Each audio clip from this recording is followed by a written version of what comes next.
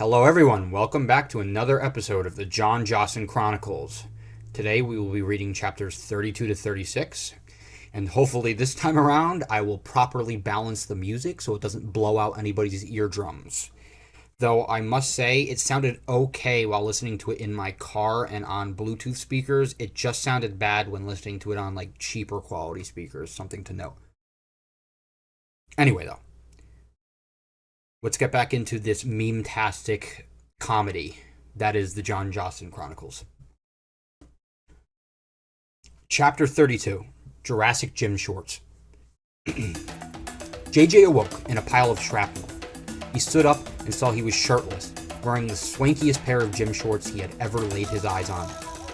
He also saw he was yet in another forest, yet this one was different. The air was muggy, the trees primitive. Massive ferns loomed above his head, and strange calls could be heard in the distance. There was an almost constant tremor under JJ's feet, the earth quaking under the weight of something, or some things, truly gargantuan. Seeking to avoid further harm, JJ shimmied up the nearest tree trunk, just in time to avoid the previously heard stampede of Stegosaurus. The dinosaurs mauled down all shrubbery and small plant life in their way. Only the tallest trees survived. JJ lucked out in his tree.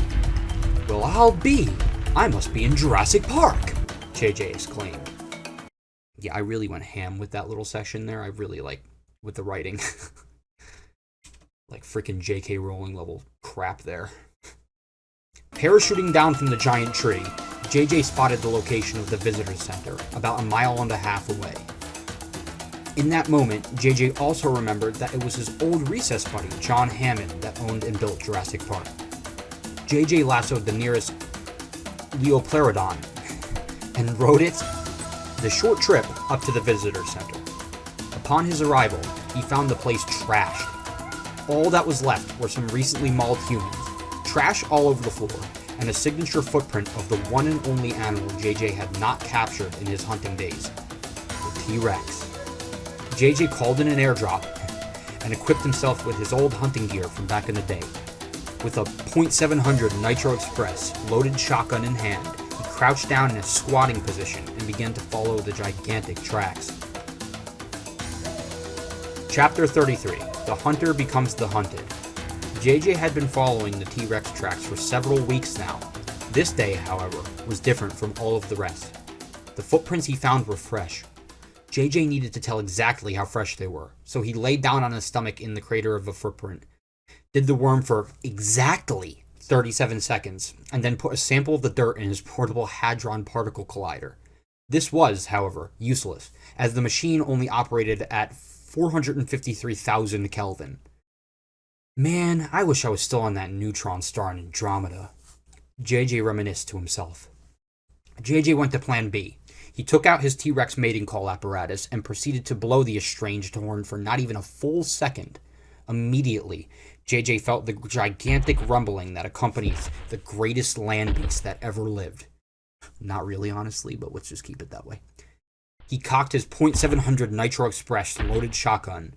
I don't know why the loaded shotgun part is there, but whatever. And aimed it in the direction of the charging great beast. With a roar loud enough to crack the heavens, the T-Rex ran at full speed at JJ. At the last moment possible, JJ pulled the trigger, ripping a hole the size of an abnormally large raccoon directly in the heart of the great beast. What JJ didn't anticipate, however, was the T-Rex's ability to use Double Team. Nintendo, please don't cease and desist me, thank you. The dino that JJ had hit was a mirror image. The real beast had used the distraction to come up behind JJ for a surprise attack. Caught off guard, JJ was headbutted by the T-Rex, sending his gun flying through the air.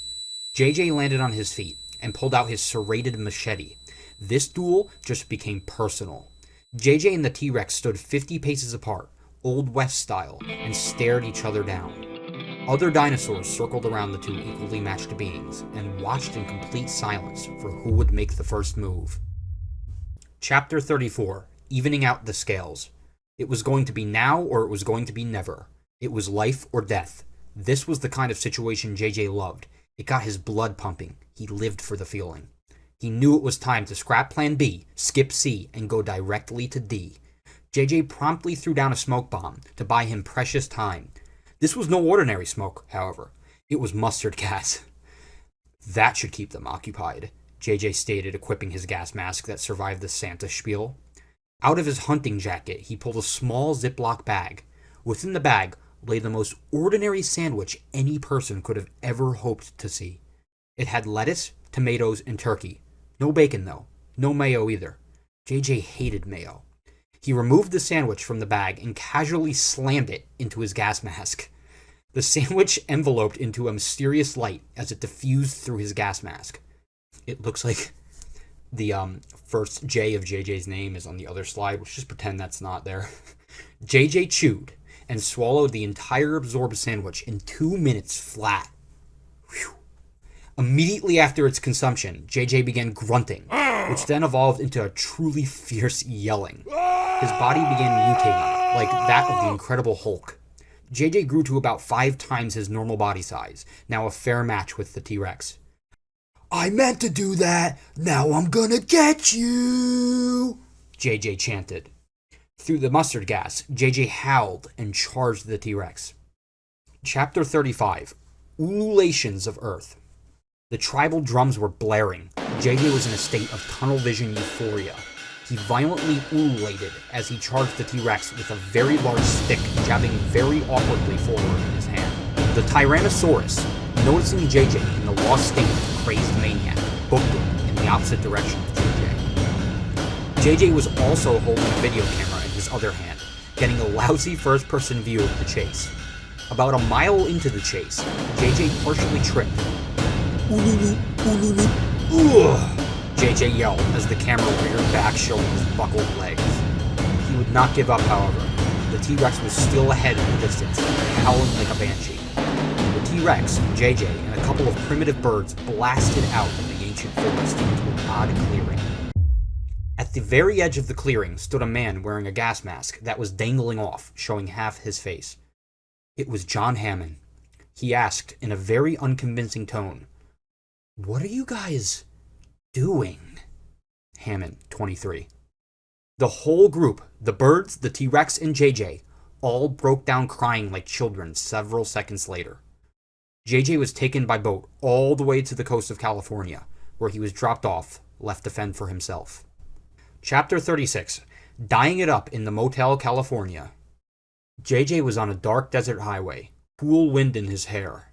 The warm smell of lasagna was rising up through the air. His head was growing heavy as his sight grew dim. JJ had to stop for the night. It had been months since Hammond abandoned his butt in California. JJ was now nothing but a vagabond, wandering the roads of abandoned California. There had recently been a zombie apocalypse. JJ, however, had not seen a single zombie yet. This fact, however, was about to change. He stumbled across a building with a dumpy arse sign that said, Motel California. It was the worst looking motel he had ever seen. JJ was right at home. He walked into the front lobby and rang the small bell at the front desk. This attracted every able zombie within a 5-mile radius of the hotel. They all swarmed the 3 entrances to the motel. Luckily, in the time it took for the zombies to get there, JJ had made preparations. He had combined a jackwagon and a chainsaw to make the goriest, bad-arsiest zombie-killing machine ever seen. As the innumerable amount of zombies flooded into the motel, JJ revved up the engine to his new device of death. The thing was, JJ didn't realize that the chainsaw he had found lacked a chain. So, when he revved up his device and brought it to live combat, it didn't do half the damage it should have. The jack part of the wagon was torn off by rapid zombies, and devoured by crawlers. All that was left of JJ's device was the lame little red wagon. He climbed to the top of the motel, found a steep incline formed by rubble, and sat in the wagon. If I die, well, who knows? JJ pushed himself and the wagon down the pseudo-ramp, crashing head first into the horde of zombies surrounding the motel. And that is, yet again, our finishing point. Thank you very, very much for listening, everyone. Don't forget to like, comment, subscribe. I really do hope you're enjoying the series. Please let me know if you are. We've got quite a bit to go. There's about a little over 50 chapters, I think, in this, and then I do plan on writing more. So we've got more. I do think we are coming up on the part of the story where I started solo writing. Right now, my friend was definitely still writing with us. I can tell his writing style from mine, believe it or not, all these years later, which is pretty cool. But yeah. Anyway, thank you again. Stay tuned for tomorrow. There will be more coming out as usual. Check out the playlist, John Johson Chronicles, on my channel, Noodles Night Train. The playlist has all the other videos in it so far. See you later, everyone.